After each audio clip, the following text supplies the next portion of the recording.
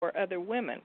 I think that I was really thrilled when I discovered that she was kind of a political radical, that she contributed money to the NAACP's anti-lynching fund. So in response to riots in East St. Louis in 1917, she helped organize what was called the Silent Protest Parade, when almost 10,000 African Americans marched up Fifth Avenue in New York. So I think of her as being part of Black Lives Matter 1.0. Because she was actually doing this stuff way back before it was even a thought in some of our young activists' mind. And I think that sometimes that's one of the things that our young activists don't realize is that there is a lot of people that were laying the groundwork for them even before Martin Luther King and Malcolm X. So, of course, a lot of them are able to identify with that generation. It was in the 60s and the 50s, and to some degree those that continue living into the 70s. And they're, of course, they're able to identify with Reverend Barber and some of this new energy that's out there. But I do think that sometimes we forget the people like your descendant, as well as A. Philip Randolph and others. They were also involved in a lot of the struggle and were fighting against things like the lynchings that were taking place in the South and finding ways to get in, even if they were in the Northeast.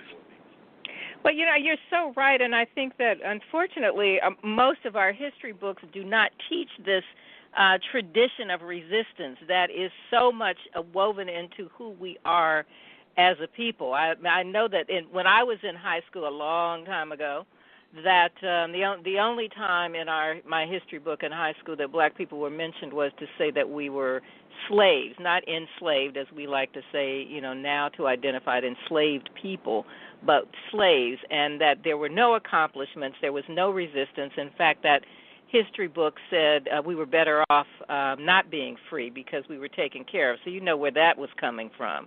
But what I, of course, am fortunate to have learned, and what we now know, of course, is that there was a great deal of resistance, and we've always had that. I think one of the challenging things for me and for a younger generation is why, if we have fought these battles before, why are we still fighting them? And I think it is just very much a part of the DNA of America that whenever we make progress, there is a backlash. And you see it generation after generation after generation. Now, that doesn't make me happy, but it does let me know that we must always fight. Yeah, we definitely have to continue that fight and continue on an ongoing basis. And another thing that I found very interesting about some of your work and everything is that you're a past chairman of the National Archives Foundation, and I know for a fact that is something that we also don't do enough of. Because, like, right here in Durham, this is, like, considered one of the Black Wall Street areas, along with, like, Tulsa, along with other parts of our country that were part of,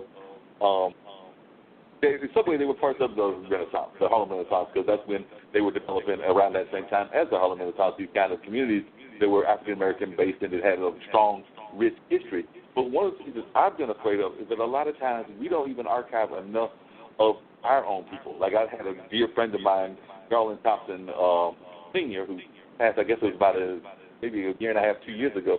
But he was involved with the Frank Devere Writers Workshop. He did a lot of stuff with the National Black Theater Festival. He did a lot of work in black theater, and he did a lot of work in just being on TV and things of that nature. Like, he was even one of the original black members of the original Star Trek, along with the lady that played Uhura.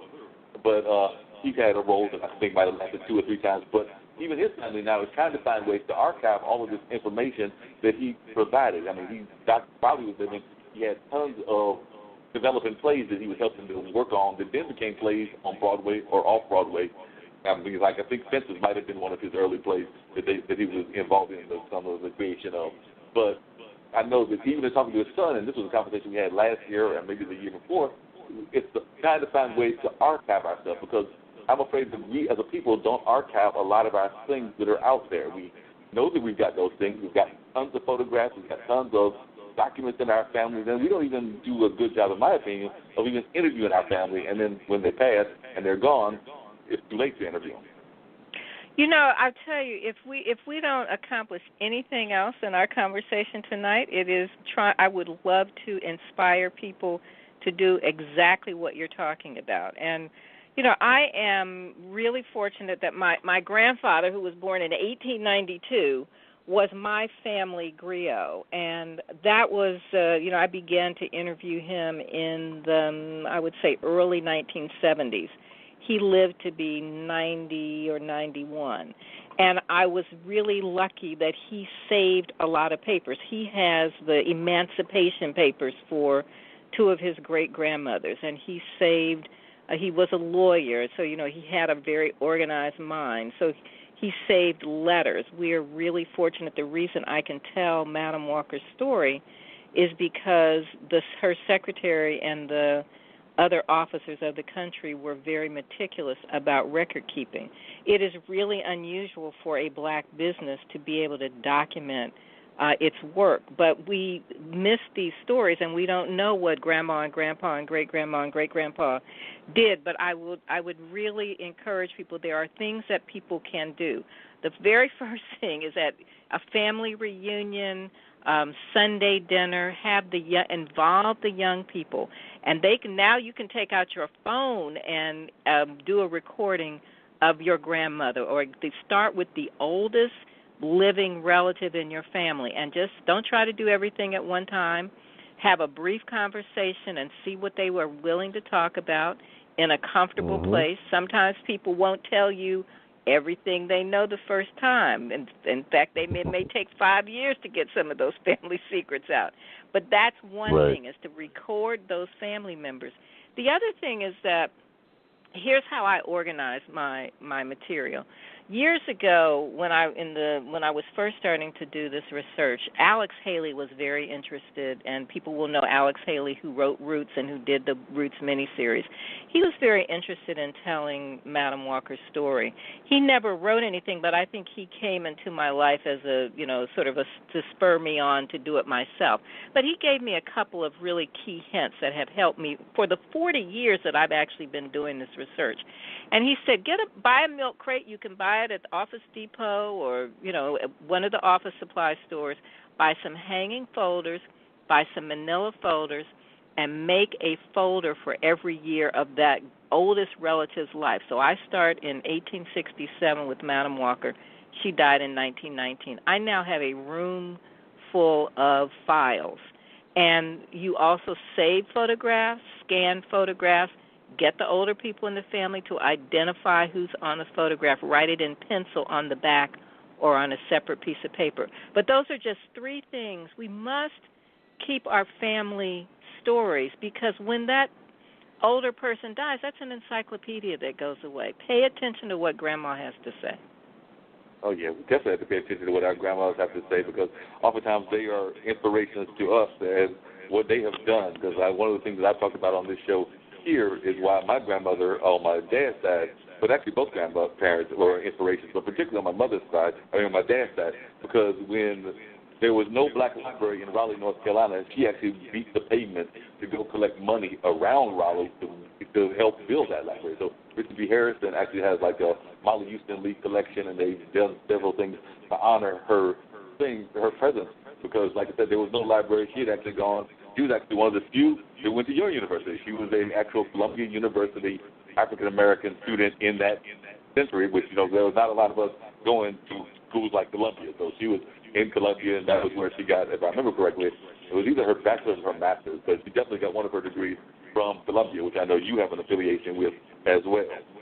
Well, and what you're saying is just another thing that I say to people. It's true that Madam C.J. Walker is a famous person, but every family has a hero, a heroine, just like your grandmother that you're describing. And those stories are as important as someone who becomes, nationally famous. The people who are the fabric of the community, who really make a difference, those stories need to be told. And those stories now, many local historical societies are collecting their papers, and sometimes we think, they're not interested in our stories. But in fact, historical societies used to be basically wealthy white men, that's whose papers they collected. They now want to tell a complete story of a community. So, and when I do the National Archives, there are people who said to me, "Oh, there's nothing about us in the National Archives," but that is so not true. All the census records are there. The Freedmen's Bureau papers are there. Military records. Everybody's, grandfather, great-grandfather, father who was in the military, their records are there. So our story is very much embedded in the National Archives. Yeah, I can definitely see that. Now, I was just curious, what do you think, because when we think of industries in our community, of course, industries that are still very prevalent and there's still a lot of, in terms of where our wealth comes from, the hair care industry is still one of those industries. I mean, like if you think about our community, we still think of the hair care industry. We still think of course, even though, none of us are in a rush to get there in terms of deal with that service, we still think about funeral homes. We still think about barber shops, male barber shops, and of course there are certain other businesses as well. So Madam C.J. Walker would think about the hair care industry now, because even though that's one of our top grossing fields, I know that we're also letting a lot of our care products go to other people. Like I'm thinking about the Asians and some of the other communities that are even based in our community. So I was wondering, if Madam C.J. Walker was living now, what do you think she would think about the direction the hair care industry has gone in? Well, I think since she started her company in 1906, the hair care industry has been disrupted 3 or 4 times. And, when we talk about disruption, we think about media and television and internet changing the way that we don't buy it. People don't read print newspapers as much anymore. That business model changed. And I think in the history of the hair care industry, when Madam Walker and some of the other early black pioneers started out, most white companies weren't interested in anything about our hair, though they did try to sell to us because they thought they could make money, but they didn't care about us. But Madam Walker addressed the, caring about black women and empowering black women, and not just creating hair care products, but creating jobs for them and allowing them to become economically independent.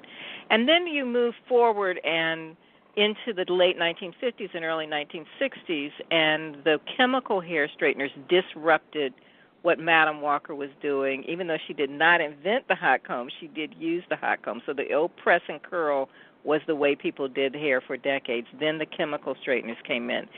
Then a lot of white companies like L'Oreal and Alberto Culver began to buy those labels, and they essentially bought them and put many of those companies out of business.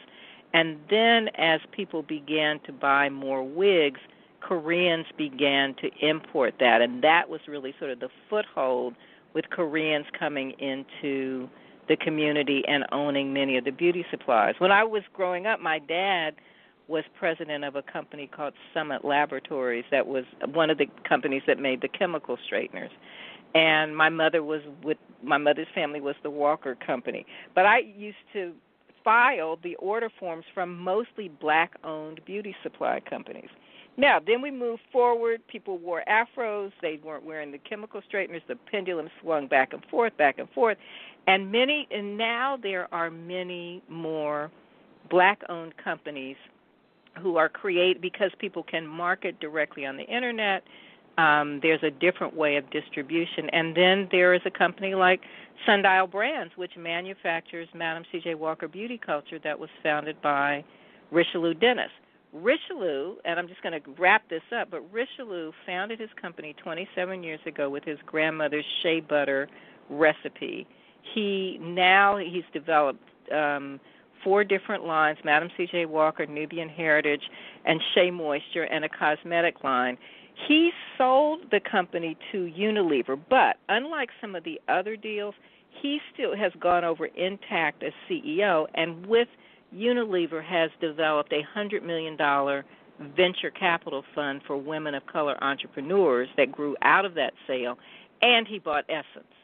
So there's he is a different kind of entrepreneur, and leveraging the power of a company to now create something else, so that everything that we do is not just about hair care, that it is technology. He's also created an investment fund with some Hollywood folks, including Queen Latifah. So this is a new model.